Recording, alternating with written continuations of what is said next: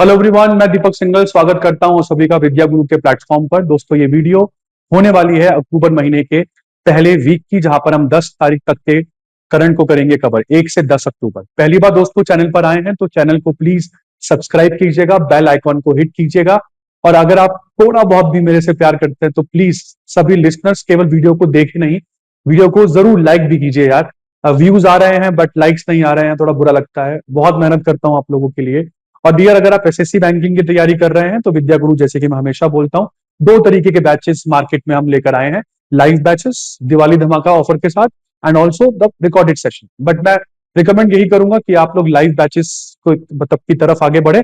बहुत ही convenient time है हमारे लाइव बैचेस के, ऑनलाइन ऑफलाइन। ऑनलाइन बैचेस बिल्कुल इवनिंग में शुरू हो रहे हैं।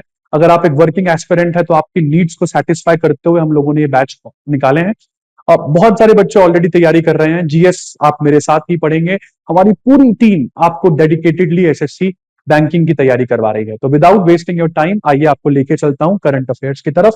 पहला करंट आपका है, शिरीष चंद्र मुर्मू ये बने हैं आरबीआई के नए डिप्यूटी गवर्नर 3 साल के लिए। क्यों? क्योंकि राजेश्वर राव जी जो है वो रिटायर होने वाले हैं। आरबीआई में दोस्तों कुल मिलाकर 4-5 गवर्नर होते हैं, जिसमें एक तो हो गया गवर्नर और 4 हो गए डिप्यूटी गवर्नर। इसके बाद आगे बढ़ते हैं दोस्तों। इंडिया और भूटान के बीच में पहला क्रॉस बॉर्डर रेलवे लिंक पास हो गया है। दोनों देशों के बीच में अब रेलगाड़ियां दौड़ेंगी। 2 पैचेस में ये बनेंगी। पहला कोकराझार से जलेपू जो 70 किलोमीटर का स्ट्रेच है, और दूसरा बानरहाट से सामसे जो 20 किलोमीटर का स्ट्रेच है। दोनों कंट्रीज की इकोनॉमी और कल्चरल टाइज इससे बेहतर होंगे। इसके बाद इंडियन आर्मी ने अपना 5 बॉम्बे माउंटेन बैटरी 1827 का 199 स्थापना दिवस मनाया। ये गनर्स के नाम से प्रसिद्ध है, गनर्स डे।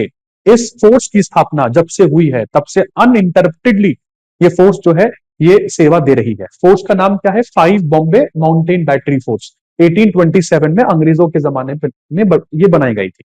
इसके बाद एशिया कप में भारत ने पाकिस्तान को 5 विकेटों से हराया।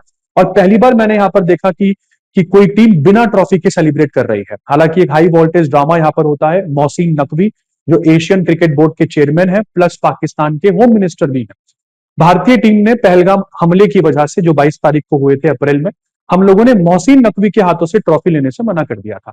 बट हम लोगों ने ट्रॉफी लेने से मना नहीं किया था। हालांकि मोहसिन नकवी को शायद ट्रॉफी से ज्यादा प्यार था, तो ये आदमी अपने साथ ट्रॉफी ही लेकर चला गया।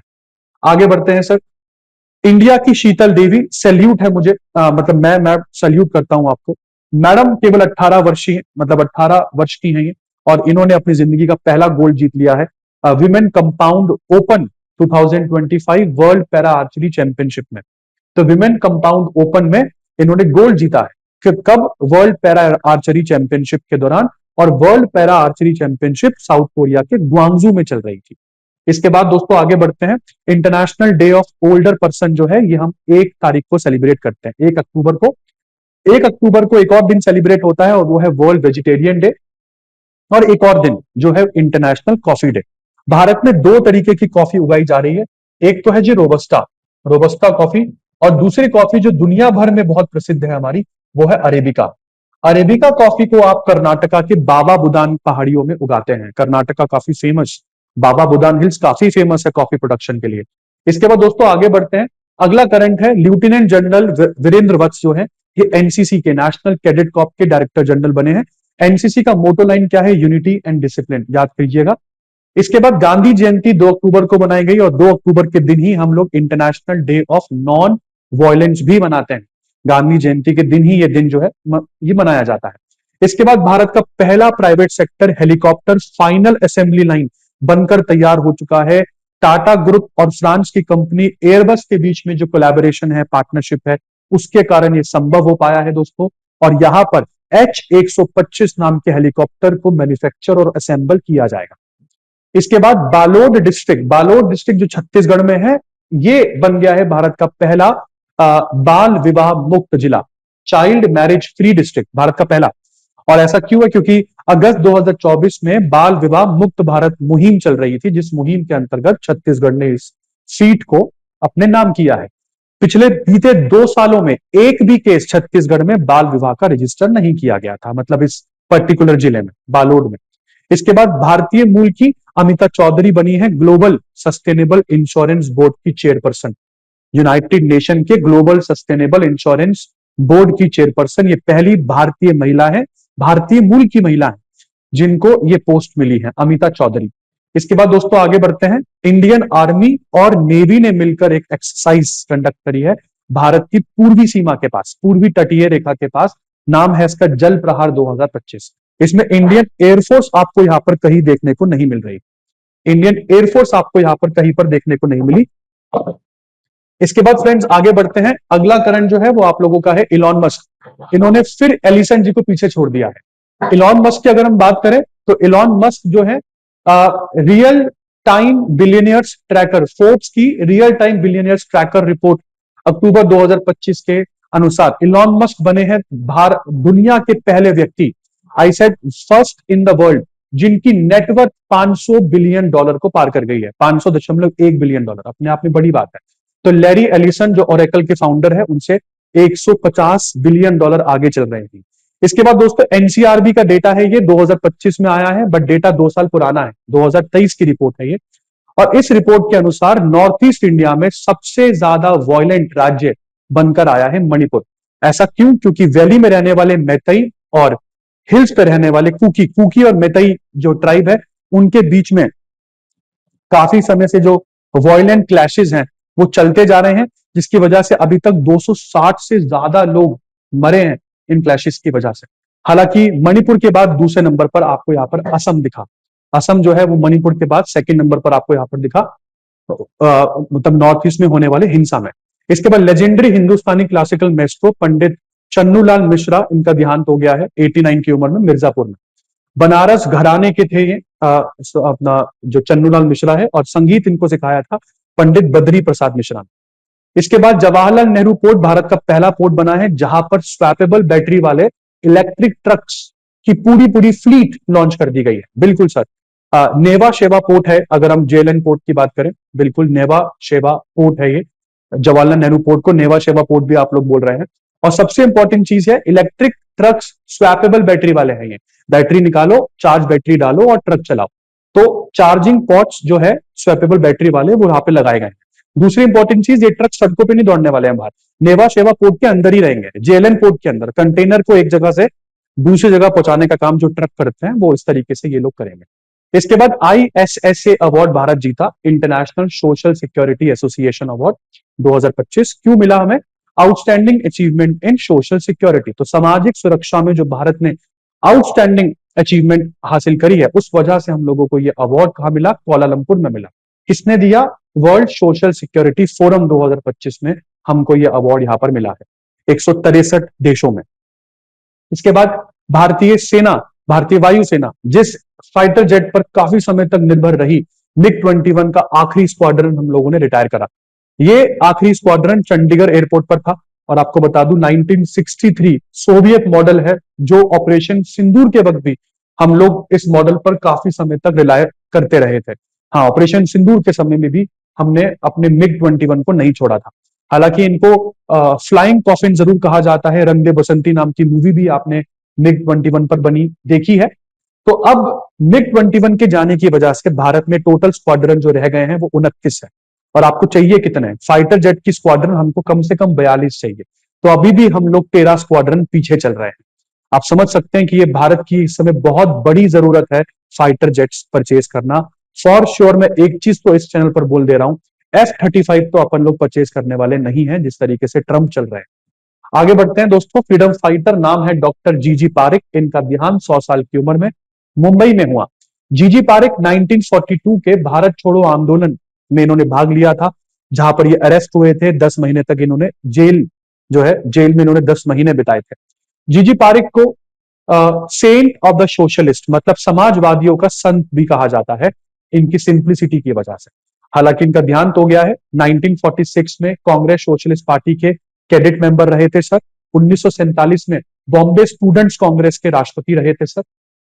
इसके बाद एक दिन हमारे लिए 5 अक्टूबर को वर्ल्ड टीचर्स डे जो है वो सेलिब्रेट होता है दोस्तों। और फिर बीआरओ ने अपना ही बनाया रिकॉर्ड तोड़ दिया। बीआरओ ने भारत की सबसे ऊंची, ना केवल भारत की, दुनिया की सबसे ऊंची मोटरेबल रोड बनाकर तैयार कर दी है, जो 400 फीट की ऊंचाई पर बनाई गई है लद्दाख में। अच्छा, ये कहां पर है? ये कहां से पास होती है लद्दाख में? मिंगला पास। तो मिंगला दर्रे से ये रोड निकलती है और ये लिकारु मिंगला फूचे अलाइनमेंट का ये रोड जो है पार्ट है। इससे पहले उमिंगला में एक रोड बनाई थी इन्होंने, जो 19,024 फीट की ऊंचाई पर बनाई गई थी। पहले ये सबसे ऊंची थी 2021 में। इसके बाद भारत का पहला cooperative multi feed compressed biogas plant Maharashtra में इनॉग्रेट किया गया, अमित शाह की प्रेजेंस में किया गया। अमित शाह भारत के गृह मंत्री नहीं है, गृह मंत्री के साथ साथ ये इंडिया के कोऑपरेटिव मिनिस्टर भी हैं। तो इनकी उपस्थिति में भारत का पहला multi feed compressed biogas plant inaugurate किया गया। किधर? महाराष्ट्र के अहिल्यानगर जिले के कोपार गांव में।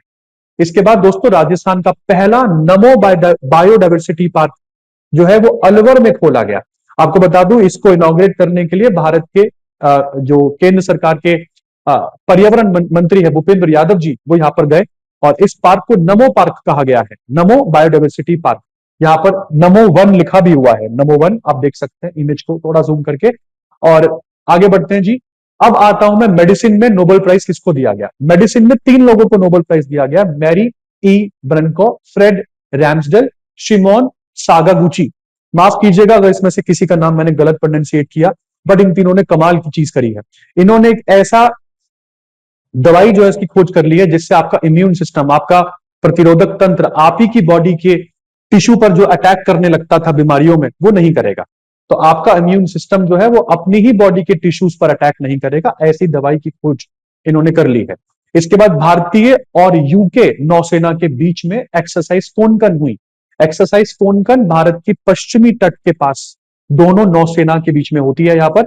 इसके बाद दोस्तों Hurun M3M Hurun India rich list आई, जिसमें आप देख सकते हैं टॉप 10 में भारत की सबसे अमीर फैमिली अंबानीज आपको ऊपर दिखेगी, जिनकी नेटवर्थ अगर हम देखें तो तकरीबन 8.15 लाख करोड़ है, सॉरी अपना 9.55 लाख करोड़ है।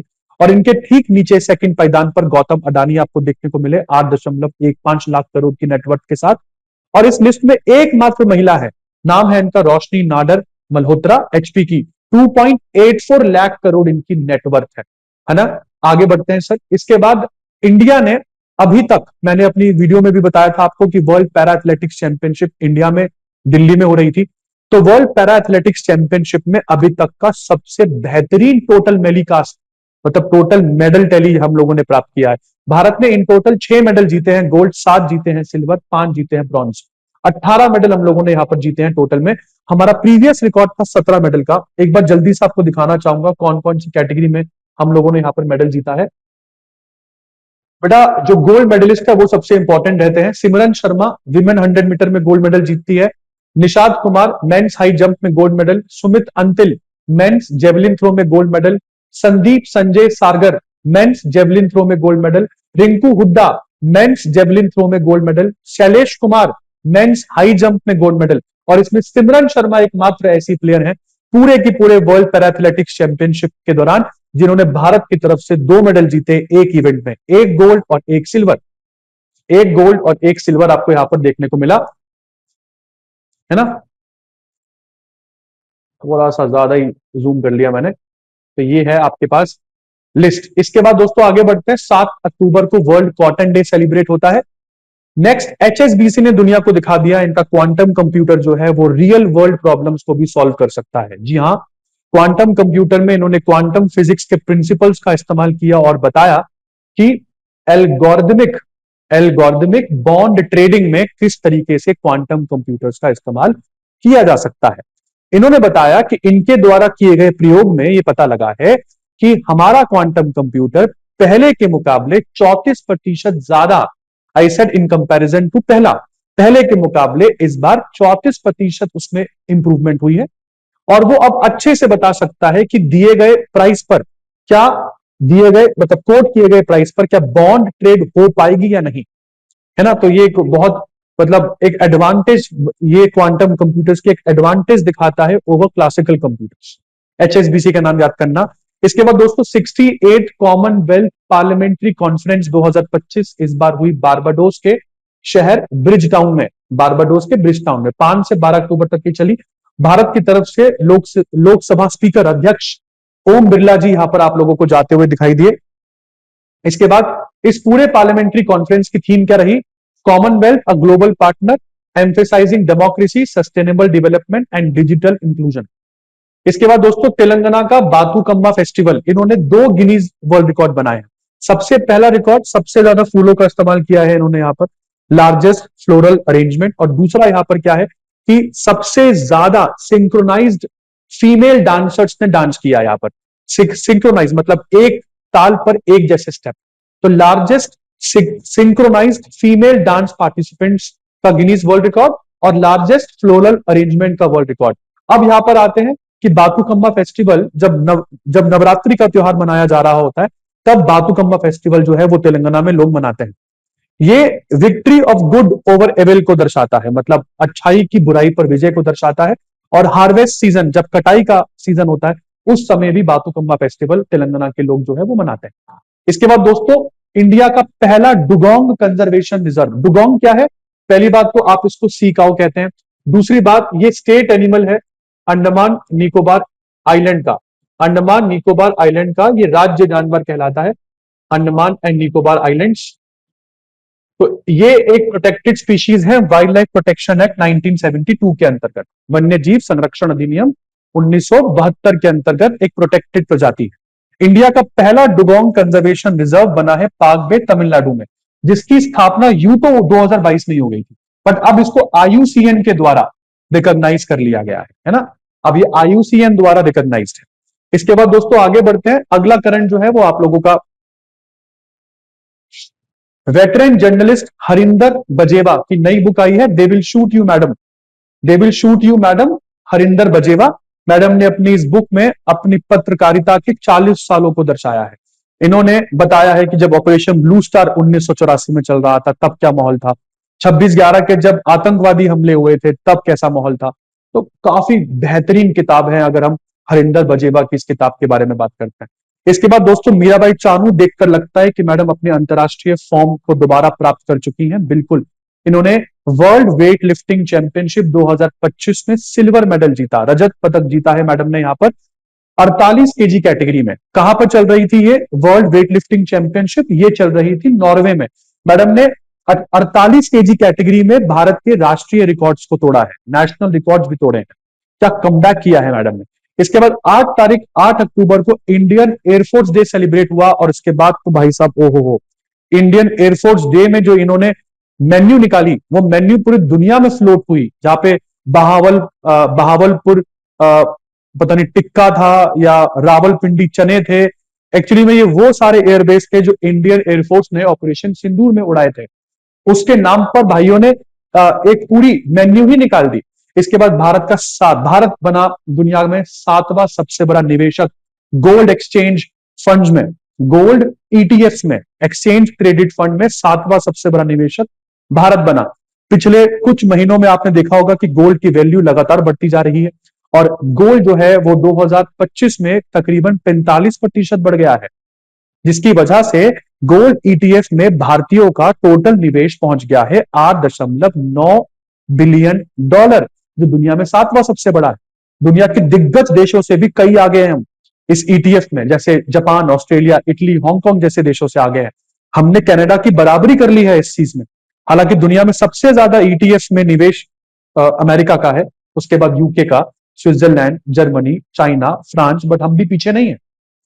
आगे बढ़ते हैं। गोवा ने यहां पर लॉन्च कर दिया है माझे घर योजना।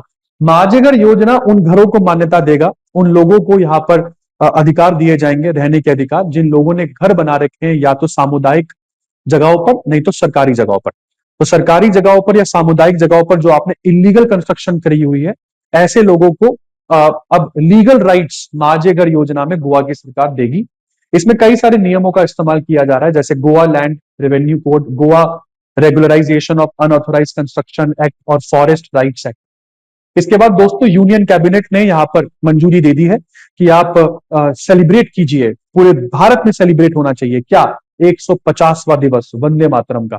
वंदे मातरम जिसको संस्कृत में लिखा गया था बंकिम चंद्र चैटर्जी के द्वारा, और ये एक भारत का नेशनल सॉन्ग है, नेशनल एंथम नहीं है, वो जनगण मन है, ये नेशनल सॉन्ग है, जिसको पहली बार सन 1882 में आनंद मठ नाम के नॉवल में पब्लिश किया गया था। इसके बाद इसको पहली बार रविंद्रनाथ टैगोर ने जो है वो गाया 1896 में इंडियन नेशनल कांग्रेस के सेशन के दौरान। रविंद्रनाथ टैगोर ने जब इस सॉन्ग को उठाया तब इसको एक नेशनल जो प्रोमिनेंस है वो मिली और ये सिंबल बन गया भारत की यूनिटी का और रेजिस्टेंस का। इसके बाद दोस्तों पोलैंड मेंबर बना है एनपीएस का, NATO pipeline system. NATO pipeline system जो तकरीबन 10,000 किलोमीटर लंबी है, यूरोप के नेटो के 12 देशों से होकर गुजरती है। इसको बनाया गया था जब शीत युद्ध चल रहा था यूके, यूएस और यूएसएसआर के बीच। क्यों? ताकि किसी भी युद्ध के समय जो फ्यूल सप्लाई है, एनर्जी सप्लाई जो है वो कभी भी प्रभावित ना हो, तो ऐसा एक पाइपलाइन सिस्टम बनाया गया था। अब हाल फिलहाल में पोलैंड इसका मेंबर बना है। इसके बाद भारत की राष्ट्रपति द्रौपदी मुर्मू जी यहां पर नेशनल सर्विस स्कीम अवार्ड देती हुई दिखाई दी। नेशनल सर्विस स्कीम भारत के द्वारा सन 1969 में महात्मा गांधी जी के जन्म दिवस पर शुरू की गई थी, जहां और क्यों की गई थी? ताकि युवाओं को प्रोत्साहन दिया जा सके कि वो सेल्फलेस सर्विस की तरफ आगे बढ़े, वो कम्युनिटी सर्विस की तरफ आगे बढ़े, पर्सनालिटी डेवलपमेंट की तरफ आगे बढ़े। और इसका मोटो भी रखा गया था नॉट मी बट यू, मतलब स्वयं से पहले आप। फिर आते हैं जी केमिस्ट्री के नोबेल पुरस्कार। इस बार 3 लोगों को दिए गए हैं, जिसमें नाम है Susumu Kitagawa, Richard Robson, Omar M याकची। इसके बाद दोस्तों फिजिक्स में नोबेल पुरस्कार दिए गए हैं 3 लोगों को, जॉन क्लार्क, माइकल एच डेवोरेट और जॉन एम मार्टिनेस। नेक्स्ट है 9 अक्टूबर को वर्ल्ड पोस्ट डे जो है वो मनाया गया दुनिया में। Next ISA international solar alliance का 8वां बैठक जो है वो इस बार नई दिल्ली के भारत मंडपम में होगा। दोस्तों इस अलायंस में अब कुल मिला के 124 देश हो गए हैं। दूसरी इंपॉर्टेंट चीज, भारत और फ्रांस की मदद से इस संगठन को 2015 में सीओपी 21 में बनाया गया था और इस संगठन का मुख्यालय भी आपको हरियाणा के गुड़गांव में देखने को मिलता है। तो तकरीबन इसका 8वां सेशन दिल्ली भारत मंडपम 27 से 30 अक्टूबर के बीच में होगा। उसके बाद लैज़्लो क्रास नोहोरकाय, थोड़ा सा अगर मैं गलत प्रोनाउंसिएट कर दूं तो माफ कीजिएगा, लैज़्लो क्रास नोहोरकाय को मिला नोबेल प्राइज लिटरेचर में। सर एक हंगेरियन नोवेलिस्ट है, स्क्रीन राइटर है, अपने बहुत ही डेंस पोएटिक के लिए, पोइट्री फॉर्म के लिए जाने जाते हैं। नाम है इनका लैज़्लो क्रास नोहोरकाय।